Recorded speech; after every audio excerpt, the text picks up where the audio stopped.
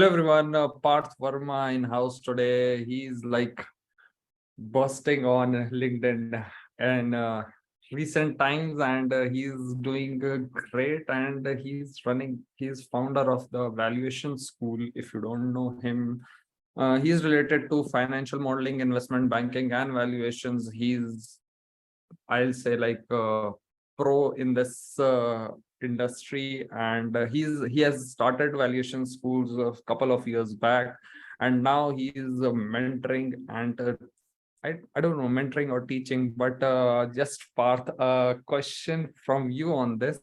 At valuation school, yeah, like what you are doing as a teacher, you are a teacher or a mentor? So, Bhaktya, thank you so much for inviting me on this podcast. And I will take you a few years back that, how the idea of valuation school conceived. So when I was doing my chartered accountancy back in 2014, 2015, and सबका होता है यार, हर दूसरे बंदे को finance में career बनाना है, हर दूसरे बंदे को investment banker बनना है. So at that point of time, I felt the need of someone who could guide me. But unfortunately, coming from a tier 3 kind of a town, very small town in Madhya Pradesh, absolutely there was no one to guide me, right? And there was this myth that financial or investment banking is only reserved for top IIM colleges. So बहुत struggle हुआ, 5 attempt लगे CA बनने में, and उसके बाद आई टुक internal audit का job in a private bank, and वहां पर literally the effort was 10x, and successfully after 2 years of hard work and improving myself, I have made it to investment banking. So वहां पर एक बहुत चीज I believe एक बहुत खलता था कि यार काश कोई एक मेंटोर होता जो बस बता देता ना, क्योंकि करना तो उसको भी कुछ नहीं होता है. Mentor is someone who will show you the torch, right, and you have to walk on your own path. अगर आप गिर जाओगे तो वो उठा देगा, that's it, but again you have to walk on your own path, right.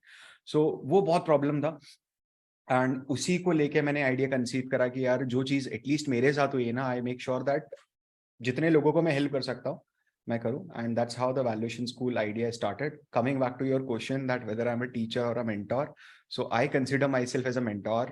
Teacher और mentor में पर्सनल मेरा बिलीफ है कि एक बहुत मेजर डिफरेंस होता है. टीचर इज समवन जिसका सक्सेस मेट्रिक डिसाइड करता है कि कितने ज्यादा लोग उसके बैच में उसके प्रोग्राम में इंटर कर रहे हैं. तो कोई टीचर है जो 5,000 बच्चों को पढ़ा रहा है, 500 बच्चों को पढ़ा रहा है, तो he is a good teacher. And someone who is teaching only 10 students, he is a relatively not that good teacher. So teacher का success metric is on the entrance. Me as a mentor, I consider my success metric is कि कितने students या कितने mentees मेरे program से successful exit ले रहे हैं, because that is what matters me the most, right? So commercial mindset ना रखते हुए, I more focus towards one-on-one mentoring and making people achieving their enabling people achieving their dream role. So yeah, that's it. So Parth, as you said, firstly, there are various kind of questions which popped up in the first line which you have said. Firstly, the thing is that you said you are not from IIM, and you think about there's a myth that you said that there's a myth that only IIM can get into the investment banking. As far as I know, you worked in a good investment bank and then moved to Big Four working. Yep. So, like, and in Big Four also in investment banking arena only. So, my question is like, is MBA necessary or needed to get into IB? Like, it's a mandatory thing. It's a checkpoint. I won't say I got your question, Bhaktiyar. Thank you so much for raising this. I believe this is one of the most asked questions by the students. So ऐसा जरूरी नहीं है. It is not that mandatory thing कि you have to have that MBA in order to get into IB. I have few mentees who are just plain big honors, economic honors, or plain BA, plain BCom, and they have now started their career in boutique IB firms.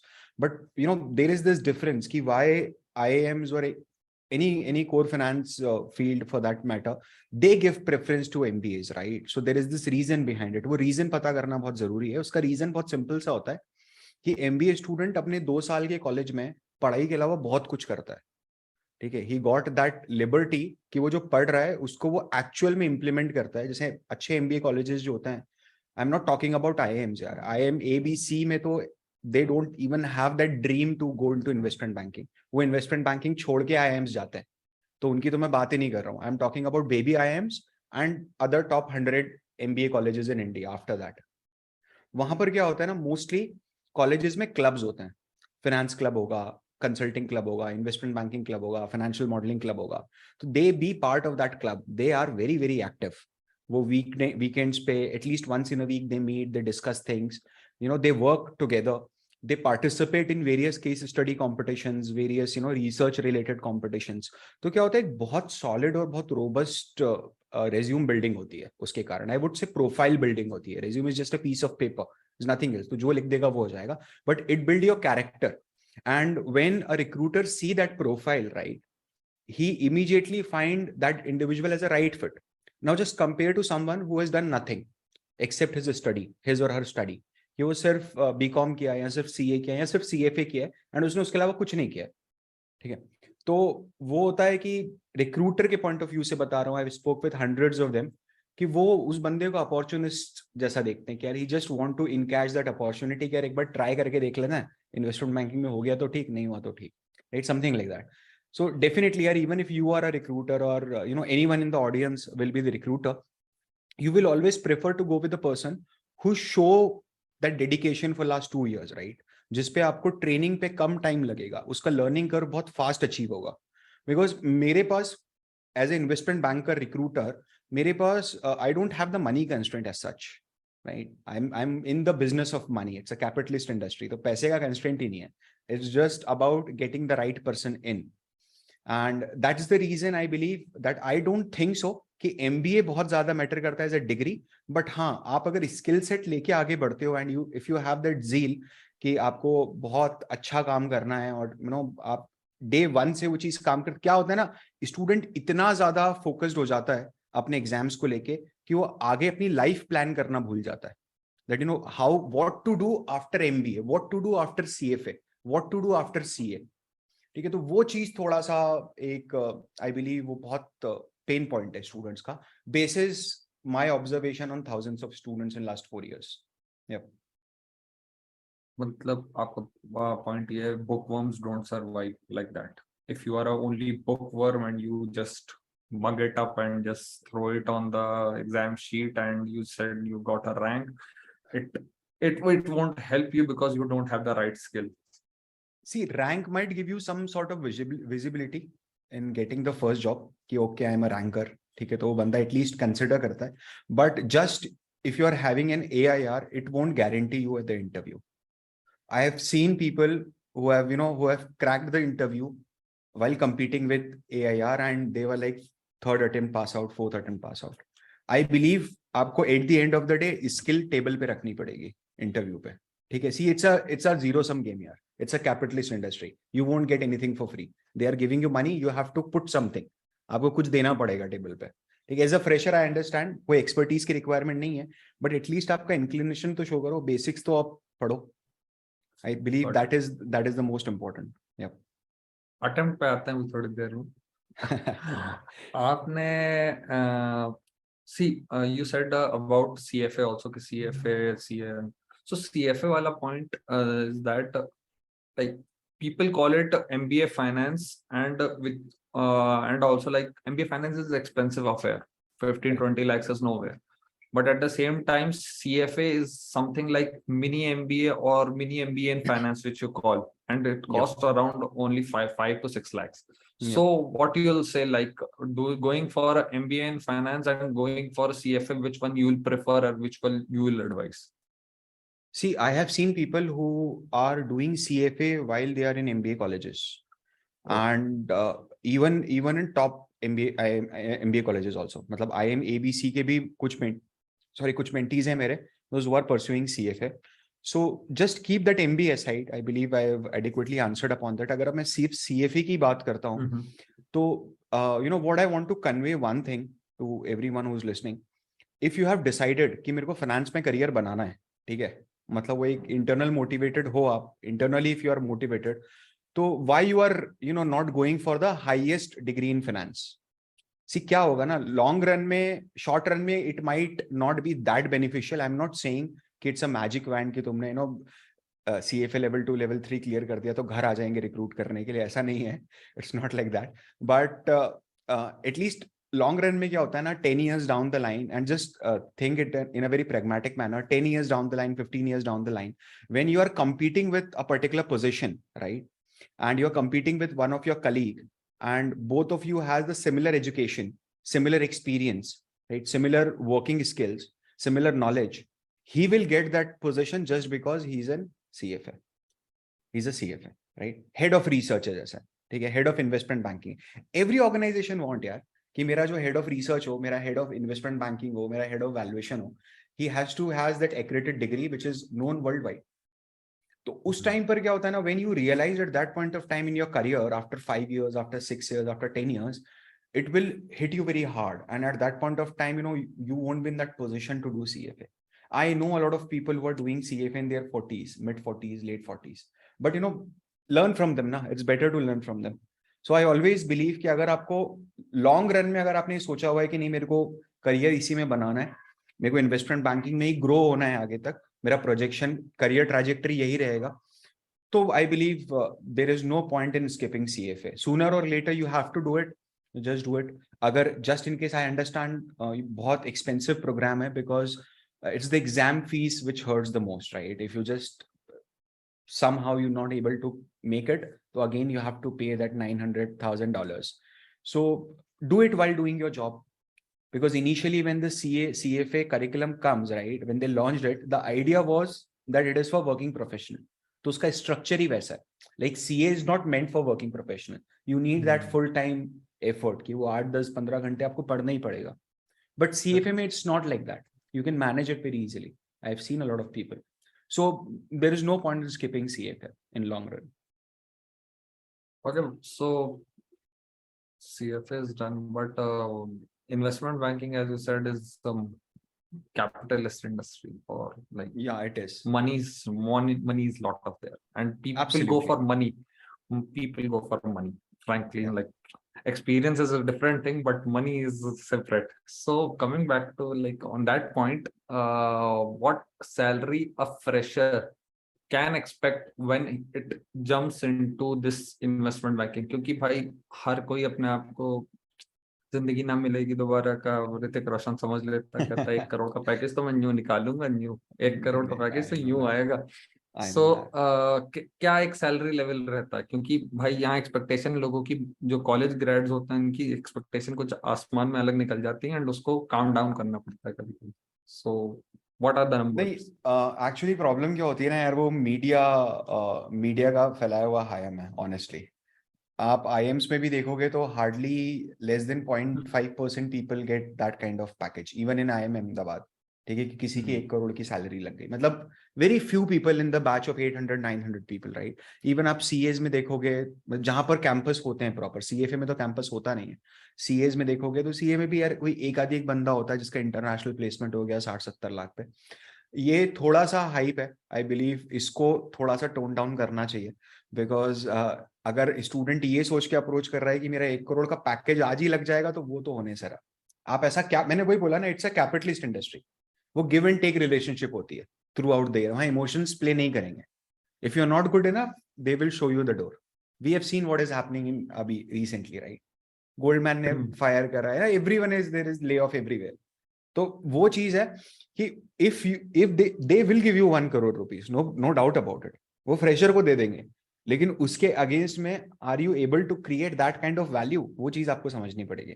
ठीक है, आप ऐसी कुछ अनोखा अली बाबा का चिराग निकाल के लाए हो क्या साथ में, कि आप what different you will do that will create humongous value for them, at least 10 crores a year, 15 crores a year. Then they will share that 5-10% with you. So I believe initially मिलता है ये salary, these figures exist. But यार initially जब student enter करता है ना, तो उसको ऐसा होप तो नहीं रखना चाहिए. उसका एक रीजन है, बहुत स्ट्रॉन्ग रीजन है.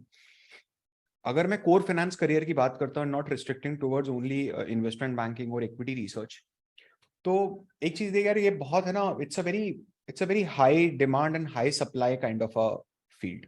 वहाँ डिमांड भी ज्यादा है एंड वहाँ सप्लाई भी बहुत ज्यादा है. तो कॉम्पिटिशन बहुत तगड़ा है, मतलब वो एकदम परफेक्ट कंपटीशन है, नेक टू नेक चलता है, ऐसा कंपटीशन है. ठीक है, और उसके कारण क्या होता है ना, it's already a niche, cracking it is very difficult. अब उसमें अगर आप एक सुपर नीश आइडेंटिफाई करते हो कि मेरे को तो इन्वेस्टमेंट बैंकिंग में ही जाना है, ठीक है, आई मेट फ्यू स्टूडेंट्स, और मेरे को इन्वेस्टमेंट बैंकिंग में भी I want to work in JP Morgan only, ठीक है, then you are drastically reducing your probability of getting in, क्योंकि ऐसे ही probability doing that job, right, और गेटिंग दैट जॉब, तो वो 5% की प्रोबेबिलिटी में तू प्रोफाइल स्पेसिफिक हो रहा है, तैयारी में प्रोफाइल स्पेसिफिक हो जा, but when opportunity comes in front of you ना, then you should take it. So I always recommend it to my student that your first goal should be try to enter into that ecosystem। आप पहले outsider से insider तो बन जाओ, ठीक है, आप भले किसी बुटीक फर्म में काम कर लो यार, 5 लाख 6 लाख 7 लाख 8 लाख के पैकेज पे काम कर लो, just work there for 6-7 months, at least you are of that line, right, in the JD, 1 year of relevant experience. वो हर्डल तो पार हो गया ना, वो बहुत इंपॉर्टेंट हर्डल होता है, and then the industry won't treat you as outsider कि हाँ बंदे ने काम करा हुआ इंडस्ट्री में। And I seen people taking a jump 200-300% jump after working 1 year। मतलब कोई बुटीक फर्म में 6-7 लाख 6 लाख 5 लाख 6 लाख के पैकेज पे काम किया, 1 साल काम किया, he was good in what he was doing, and he jumped to an MNC bank और a bulge bracket bank, and at 14 lakh 15 lakh 16 lakh का पैकेज। मैं वही बोल रहा हूँ, they don't give you that 30% hike over what your current salary is or 50% hike there। वो देखो minimum band पे बिठाएंगे जो उनके लिए एसोसिएट का मिनिमम बैंड होगा। अगर तो गोल्डमैन में जाएगा, जैसे for example if you currently working in a boutique firm, ठीक है, and you know luckily if you crack it to management consulting, से मैकेंजी क्रैक कर दिया एज अ जूनियर एसोसिएट। अब मैकेंजी जूनियर एसोसिएट अगर सैलरी 21 लाख से start होता है तो they will give you 21 lakh rupees irrespective of whatever you were drawing in your last package। So I believe gradually बढ़ना चाहिए over a period of time when you will be really, you know, providing that input in the business।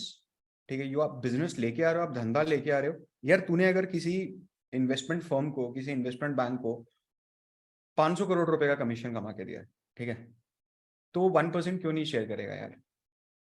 See, people in this industry won't work for the salaries, they work for the bonus। Okay? The bonus is huge part। मतलब it could go up to 200, 300, 400, 500% of your salary, your in hand, your CTC। तो ये level तक चला जाता है, and definitely it depends on the economy and all that shit also। But एक चीज और which I want to add, which I believe not in the question, but I just want to add considering the recent scenario। काफी सारे students पूछते हैं कि अभी recession आ रहा है, whether we'll get the job or not। क्या होता है, कई इन्वेस्टमेंट बैंक्स ऐसा होते हैं कि वो ओवर हायरिंग कर लेते हैं, ठीक है, and they have to end up firing the people, ठीक है, विच इज बैड। बट तू देखा होगा गोल्डमैन के अलावा कोई बहुत ज्यादा ऐसे बड़ी न्यूज आई नहीं है कि जेपी ने भी फायर कर दिया है, ऐसा भी, ऐसा कोई क्राइसिस नहीं आ गया बैंकिंग इंडस्ट्री के ऊपर। एंड बैंकिंग इंडस्ट्री के ऊपर भी अगर क्राइसिस आ जाएगा ना, तो it is very different from investment banking. You need to understand it's a 4-season business। When market is in booming, you will be valuing, you will be, you know, marrying to high growth companies। Startup funding एकदम boom पे चलती है। When market is in recession, companies are collapsing, you will be working on distressed companies, you will be working on bankruptcies। So your job will always be there because it is closely knitted with the economy। Economy boom पर है तो you will start, the client will start, you know, raising funds and all that thing। अगर economy downward है, recession है, जैसा everyone is anticipating for 23, then there was this, you know, distress acquisition होंगे, bankruptcies file होंगी, या you know they want strategic inputs that how to turn around their business, क्या pivot कर सकते हैं, तो उन सब जगहों पर भी investment banks बहुत help करते हैं। तो ऐसा सोचना नहीं, मतलब that is not your job actually as a student। your job is to just focus on what you are doing, ठीक है, take right mentoring and move on, that's it। मतलब वो कुछ भी कमाएंगे, हाँ, वो श्योर है, वो श्योर है। हालात कुछ भी। अच्छा पार्थ, आपने एक चीज बोली थी, मतलब अटेम्प्ट वाली, बिकॉज आई नो से आप 5th अटेम्प्ट हो, and you got into investment banking and stuff। So अभी recently results आए 20 days होगा, correct. so what is like your suggestion to those people who haven't got rank but like willing to get into this? Because वही एक myth है कि rankers ही सिर्फ IB mentor कर पाएंगे, बाकी सब पीछे रह जाएंगे। I have you in front of me, like you got passed through like in after fifth attempt. So we fifth attempt वाले भी हैं, sixth attempt वाले भी हैं, हाँ fourth हाँ, attempt वाले भी, तो very इनके normal. लिए होप्स क्या है? देखिए यार, इसमें क्या होता है ना, ये बहुत सब्जेक्टिव क्वेश्चन है actually Bakhtiyar. Reason hmm, being, कई ऐसे स्टूडेंट्स रहते हैं स्पेशली सीए स्टूडेंट जो सीए सिर्फ इसीलिए ज्वाइन करते हैं because the cost of doing the programme is very less. You can become chartered accountant in barely 1.5 lakh rupees, and if you just deduct that coaching part, it's less than 60-70,000 rupees, the original fees of the institute. So a lot of people are there from the marginal society, like marginal section से है जहाँ पर they cannot, like for example if I take my own example, right, when I became chartered accountant, it was already with the delay of 2.5 years, fifth attempt, right? So I was not in a position to defer my paycheck even for 1 month. तो वो गलती मैंने कर दी कि मेरे सामने जो चीज आ गई ना, पहली जो फर्स्ट मेरे दिमाग में बिल्कुल क्लियर था कि कैंपस, सीए कैंपस में तो होने से रहा ब्रो अपना शॉर्ट लिस्टिंग, तो वहां तो कोई मतलब ही नहीं, मैंने भर दिया था बट फिर भी नहीं हुआ था. एक डीएचएफएल में हुआ था, आई एम ग्लैड कि मैं गया नहीं उसमें, कंपनी को लैप्स हो गई थी 1 साल के बाद.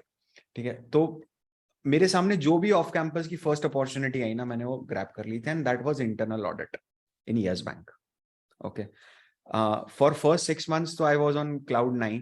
फ्लाइट्स ले रहे हैं, हर वीक में 4-4 फ्लाइट्स ले रहे हैं. I was into audit, branch audits. Lakshadweep जा रहे हैं, लद्दाख जा रहे हैं, ठीक है, गैंगटॉक जा रहे हैं, बनारस जा रहे हैं, तो और 5 स्टार्स में स्टे कर रहे हैं, eating splurge foods and all that shit. So वो एकदम हाइप था 6 महीना. तो फिर वो धीरे से जब वो नॉर्मलाइज हुई चीज कि हाँ अब ये तो रोज की बात है, क्या फिर एयरपोर्ट जाना है, ये सब चीजें, तो जब ये चीज नॉर्मलाइज हुई ना, देन आई रियलाइज कि यार this is not something which I can do for rest of my life. मैं इंटरनल ऑडिट या ऑडिट, ऐसा नहीं बोल रहा हूँ कि खराब है, बट मैं नहीं कर सकता था. मैं उसके हिसाब से बता रहा हूँ. तब आई रियलाइज कि नहीं यार, I need to do something different. नहीं तो ऐसे तो अपना जैक हो जाएगा लाइफ का, अगर यही करता रहूंगा. मैं तो यही करूंगा, बस इधर उधर भागूंगा, रिपोर्ट बना के दूंगा, ब्रांच वालों से लड़ूंगा, सैंपल कलेक्ट करूंगा. ये सब नहीं करने का है लॉन्ग रन में. Then I started digging deep. मैंने बहुत ज्यादा एफर्ट लगाया Bakhtiyar. There was this time when literally I was putting effort for 8 to 9 hours after my job. तो मैं हमेशा ही सजेस्ट करता हूँ कि अगर आपने गलत प्रोफाइल में से एंट्री ली है अपने करियर की, ठीक है, then the effort will increase to 10x as compare to a fresher who is putting effort to enter into a core finance world. उसका बहुत स्ट्रॉन्ग रीजन होता है. एक तो आपका फोकस लूज हो जाता है, ठीक है. दूसरा, when you start a particular job, आप पे इनिशियल फर्स्ट 6-7 months पे परफॉर्मेंस प्रेशर रहता है कि नहीं यार परफॉर्म करके बताना, मेरा परसेप्शन अच्छा बनना चाहिए, रहते ही. It's very common, right. And फिर it is very difficult, to certain extent it is difficult कि आप उसको जस्टिफाई कर पाओ इंटरव्यू में कि तू ये क्यों छोड़ के आ रहा है और ये क्यों ले रहा है, ठीक है. और अगर ये लेना ही था तो why you made up your mind with in a 6 month, right. तो वो एक जील नहीं दिखता है. एक सबसे बड़ा जो फ्लॉ रहता है वो ये रहता है कि अगर 2 बंदे इक्वल कॉम्पिटेंसी के हैं मेरे इंटरव्यू में, ठीक है, और एक बंदा इमीडिएट ज्वाइनर है और दूसरे को 90 days का नोटिस पीरियड चाहिए, तो I will prefer the immediate joiner. There is no logic behind it. वो भी एक बहुत बड़ा इशू हो जाता है if you start a job. तो I am not tipping off कि सब लोग नौकरी छोड़ दो, सब लोग कैंपस छोड़ दो and just start working on that. But जो लोग रिस्क ले सकते हैं, I have seen a lot of people who took risk. And क्योंकि क्या होगा यार, आप बिग फोर में जाने का क्यों सपना देख रहे हो, ठीक है. आप समझो ना, you are a chartered accountant, आप नहीं जाओगे तो और कौन जाएगा. Bloody it's India's biggest audit firms, ठीक है. दे वोंट हायर लॉयर्स ना टू डू ऑडिट. आप मतलब कोई नहीं लेगा तो वो तो लेंगे ही. आप उसको सपना क्यों बना रहे हो, आज नहीं लेंगे तो 6 महीने बाद लेंगे, आप ऐसा समझ लो. मतलब if you have that high risk taking capabilities, तो जस्ट इमेजिन कि you have failed in one more attempt, ठीक है. अगर आज फेल हो जाता है इस अटेम्प्ट में, तो देता ना मेक अटेम्प्ट. तो घर पे बैठ 3 महीना काम कर, मेंटरिंग ले किसी की, जो प्रॉपर मेंटरिंग लेता हो, जो इन्वेस्टमेंट बैंक में काम कर रहा है. I have seen a lot of people जिन्होंने कभी जिंदगी में इन्वेस्टमेंट बैंक में काम नहीं किया and they are giving mentoring of investment bank और financial modelling. Not talking about that. They will just use you. They're treating you as a commodity. So don't do that. आप खुद से भी कर सकते हो, ऐसा नहीं है. Not, but टाइम लग जाता है. I have done on my own. So I hardly, मतलब passionately I believe कि over a period of time ये चीज बदलेगी. और ये थोड़ा सा सीए के साथ एक माइंडसेट इशू होता है यार, वो इतना ज्यादा सेंटर फोकस्ड हो जाता है अपने सीए फाइनल को लेके इतना ज्यादा एक टनल विजन आ जाता है, वो पूरा लाइफ अपना उसके हिसाब से स्ट्रक्चर करता है। सुबह जल्दी उठूंगा, क्लास लगाऊंगा, ऑफिस जाऊंगा, वापस आऊंगा, क्लास लगाऊंगा, सो जाऊंगा, वीकेंड है तो डबल क्लास लगाऊंगा, ठीक है, एंड कंपीटिंग विद एवरीवन कि तेरा कितना क्लासेस हो गया, मेरा इतना क्लासेस हो गया, ठीक है, फिर बीच में ऑडिट है, बॉस का चिक चिक है, दूसरे सब चीजें हैं, ठीक है, बाकी जो भी, तो वो सोशल लाइफ तो कट हो ही जाती है, वो तो होना ही है, बट उसके अलावा वो, और हर चीज को डेफर करने की आदत होती है, मेरी भी थी, बट ये सीए स्टूडेंट में मिलेगी मिलेगी, तो देख लेना। कोई भी एक्स्ट्रा स्विमिंग सीखने चल रहा है क्या, नहीं यार पहले सीए फिर निकल जाए, पहले सीए निकल जाए फिर चलेंगे, ठीक है। ब्रो फ्रेंच सीखना है क्या, नहीं यार पहले सीए निकाल दूं उसके बाद सीखूंगा। वेट लॉस करना है क्या, नहीं। जिम जाना है क्या, नहीं पहले सीए निकल जाए उसके बाद देखूंगा। निकल गया सीए, अब कर, अब टाइम ही नहीं है कुछ करने का। एग्जाम दिया, रेस्ट करोगे यार, you deserve that rest, right. You are studying for 12 13 14 hours for last 6 month, तो आप एक 15 20 25 दिन तो हवा प्रोक्रेस्टिनेशन में निकल जाता है कि हाँ भाई फाइनली हाँ दे दिया, ठीक है। रिजल्ट आता है, उसके बाद स्ट्रगल स्टार्ट्स, पीयर प्रेशर बनता है, सबकी नौकरी लग गई मेरी नहीं लगी, तो बंदा वहां टूट जाता है, वो सारे सपने फाइनेंस के कोलैप्स हो जाते हैं जैसे मेरे हो गए थे, कि ठीक है यार बढ़ने जाना है, वो देखेंगे आगे फिर कर लेंगे, ठीक है, दैट्स व्हाट हैपन। बट जो लोग रिस्क लेते हैं, जो लोग थोड़ा सा दे फील कि नहीं यार they could really make it big, I believe, मैंने देखा है personally, they really achieve it, extraordinary unconventional profiles, they did that. So it's like, I will say, from your perspective, this is a hard-earned one. Absolutely. So you have made it. So that's a good thing. Thank you so So much.